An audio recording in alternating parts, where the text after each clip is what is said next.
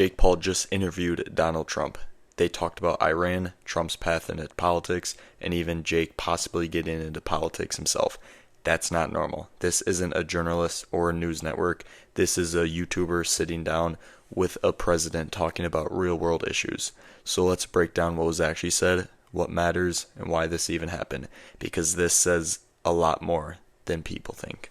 Oh, Mr. President, what an honor. Thank you very much. Yeah, thank you for sitting down with me today. I think we'll get into some personal stuff, some fun stuff, and yeah, it's an honor. We're here at a factory doing a rally. It's my first rally, and it's actually my first show on this podcast. So you're gonna be my first and last that's guest. good. Well, we're gonna have to get good ratings. We got to get some good ratings. better.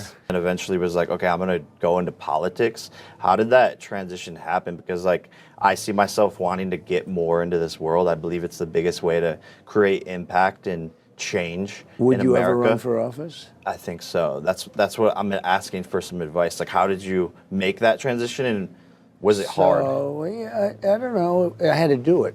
You know, it's hard. A lot of people talk about it. You had to do it. And I had one shot left because you get to a certain age, you have a few years left. You got about 40 years to make the decision. But I had one shot. You know, the timing was good. But if I waited longer, it wouldn't have been good because of the clock, you know, the famous clock. Yeah. Father time. Yeah.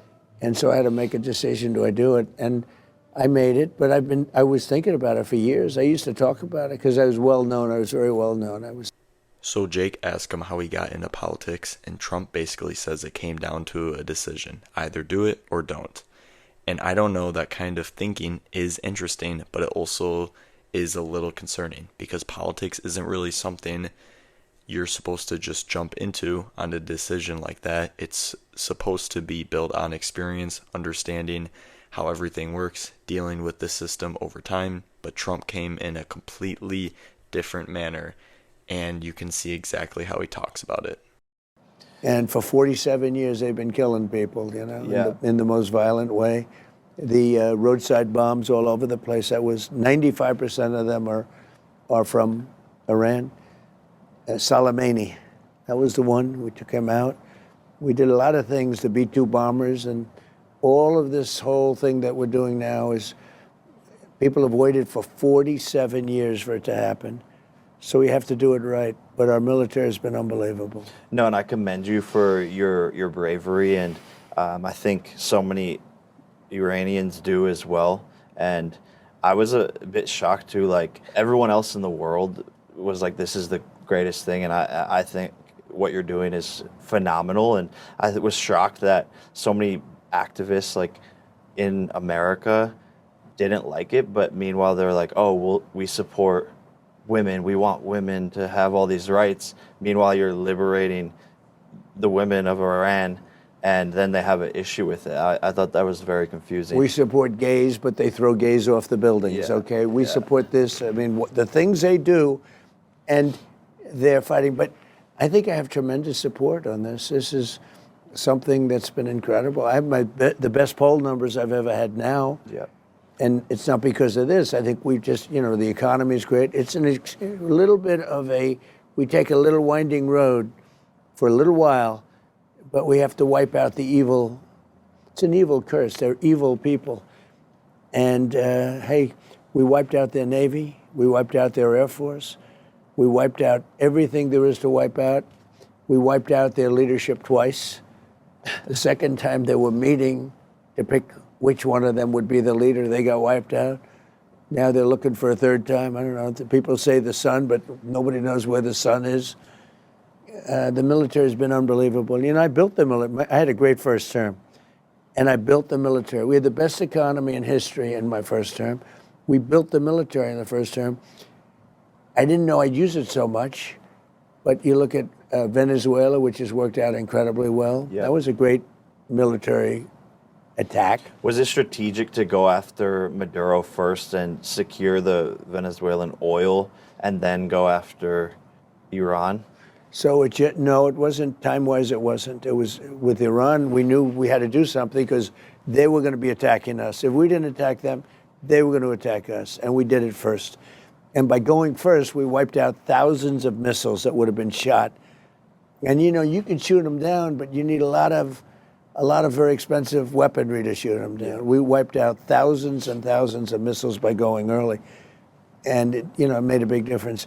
No, Venezuela it was the right time. They've been after Maduro for a long time. They were sending drugs. I mean, they were sending drugs into our country. You've seen it. Yeah. They were sending the most violent prisoners. They emptied their prisons. They let them into our country, and it was just the right time. I mean, so it was had nothing to do with. It was an interesting question because people said, "Well, you did so well with Venezuela. Did that give you the spirit or the confidence to go?" And nothing to do with it. We had some negotiations where I would have preferred making a deal, I guess. I don't know. Look, I wasn't that anxious to make a deal. That it would have to be a really good deal. They had to get. The number one thing is they cannot have nuclear weapons, okay? Because a nuclear weapon, they have a nuclear weapon, bad things, they would have wiped Israel off the face of the planet. Our timing on that was incredible. If we didn't do the B-2 attack, the B-2 is the attack of the nuclear, they would have had a nuclear weapon. If they had a nuclear weapon, they would have used it in the Middle East against Israel and other countries. And you saw that recently when they're shooting all these missiles. We didn't know what was happening because we're saying, wait a minute, we're going after them. And they're shooting Saudi Arabia, and they're shooting Qatar, and they're shooting UAE, and they're shooting all these other countries, and nobody knew what was going on. You saw that. They're just wreaking havoc. No, they made everything. well. They were trying to frighten them, but they didn't get frightened. It was the opposite. They fought back. Yeah. And they were on our side. But our military has done a great job. Yeah, no, it's been incredible to watch. I have another question they're wanting us to wrap up here, but They spend a lot of time talking about Iran, and at this point, it's not theoretical anymore. It's already happening. Trump talks about how this has been building for decades and how the situation has now escalated to a point where it's out in the open. They get into oil, the Strait of Hormuz, because that's the part people don't always talk about, but it matters. Any disruption there doesn't just affect the region, it hits global prices immediately. And while all that's going on, there are reports of a missile strike hitting a school in Iran with a large number of civilian deaths, including children. Some early reports and investigations suggest U.S. involvement, but the situation is still being looked into, and not everyone agrees on the full picture yet.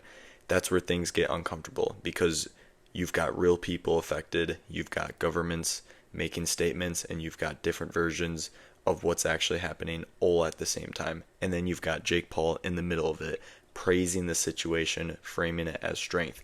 But when you zoom out, this isn't clean, it's not simple, and it's definitely not something that can be summed up in a soundbite.